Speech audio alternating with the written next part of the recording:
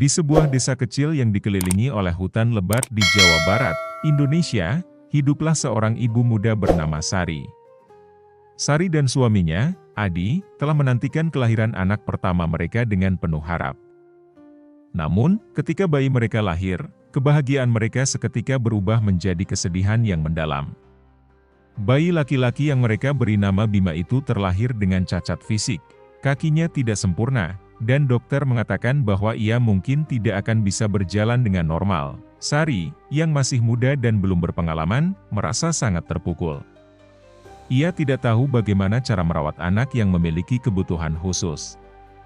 Rasa takut, malu, dan ketidaksiapan mental membuatnya merasa terjebak dalam situasi yang tidak ia inginkan. Adi, meskipun mencintai anak mereka, juga merasa cemas tentang masa depan mereka. Mereka berdua tidak memiliki dukungan keluarga yang kuat, dan tekanan dari masyarakat desa yang masih konservatif membuat Sari semakin tertekan. Dalam keputusasaan, Sari membuat keputusan yang akan ia sesali seumur hidupnya. Suatu malam yang gelap dan sunyi, ia membungkus Bima dengan selimut dan membawanya ke dalam hutan yang lebat di belakang desa. Dengan air mata berlinang dan hati yang hancur, ia meninggalkan Bima di bawah pohon yang rindang, berharap alam akan mengurusnya. Sari tidak pernah membayangkan bahwa keputusannya itu akan mengubah takdirnya dan Bima selamanya. Bima, yang masih bayi, menangis pilu di tengah hutan yang gelap dan dingin. Suaranya yang lirih terdengar oleh kera gembira, seekor kera besar yang bijaksana dan penuh kasih sayang. Kera gembira telah lama tinggal di hutan itu dan dikenal sebagai penjaga alam yang baik hati. Ketika ia mendengar tangisan Bima, ia segera datang menghampiri. Melihat bayi yang lemah dan sendirian itu, kera gembira merasa iba. Ia mengangkat Bima dengan lembut dan membawanya ke sarangnya yang tinggi di atas pohon. Kera gembira merawat Bima dengan penuh kasih, memberinya makan buah-buahan yang lembut, menjaganya dari bahaya, dan mengajarinya cara bertahan hidup di hutan. Bima tumbuh menjadi anak yang sehat dan kuat, meskipun tetap memiliki cacat pada kakinya. Ia belajar dari kera gembira cara memanjat pohon, mencari makanan, dan memahami bahasa alam.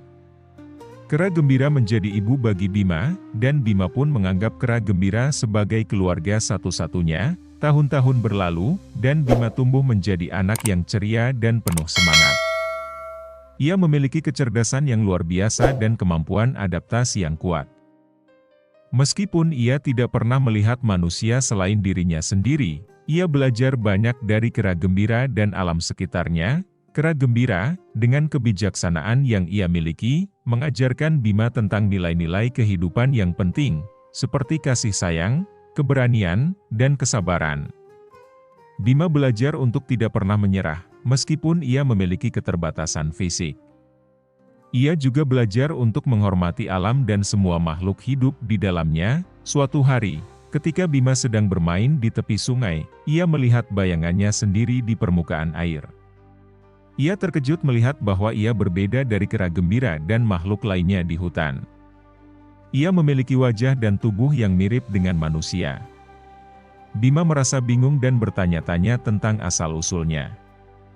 Ia bertanya kepada kera gembira, "Siapa aku? Mengapa aku berbeda?" Kera gembira, dengan penuh kasih sayang, menjelaskan bahwa Bima adalah manusia, dan bahwa ia memiliki tempat di dunia manusia. Namun, kera gembira juga menekankan bahwa Bima adalah bagian dari keluarga mereka, dan bahwa ia akan selalu memiliki tempat di hati kera gembira. 4 tahun berlalu, dan Sari dan Adi, yang selama ini dihantui rasa bersalah dan penyesalan, memutuskan untuk kembali ke hutan untuk mencari anak mereka. Mereka telah berubah dan ingin memperbaiki kesalahan mereka. Dengan hati yang remuk redam, mereka menyusuri hutan selama berhari-hari, berharap menemukan Bima. Akhirnya, mereka menemukan sarang kera gembira, tempat Bima tinggal. Sari melihat Bima dari kejauhan dan langsung mengenali anak yang pernah ia tinggalkan. Air matanya berlinang, dan ia berlari menghampiri Bima sambil memanggil-manggil namanya. Adi juga ikut memohon, kami menyesal, Nak. Kami ingin membawamu pulang." Bima, yang tidak pernah melihat manusia selain dirinya sendiri, terkejut dan ketakutan. Ia berlari ke arah kera gembira, mencari perlindungan.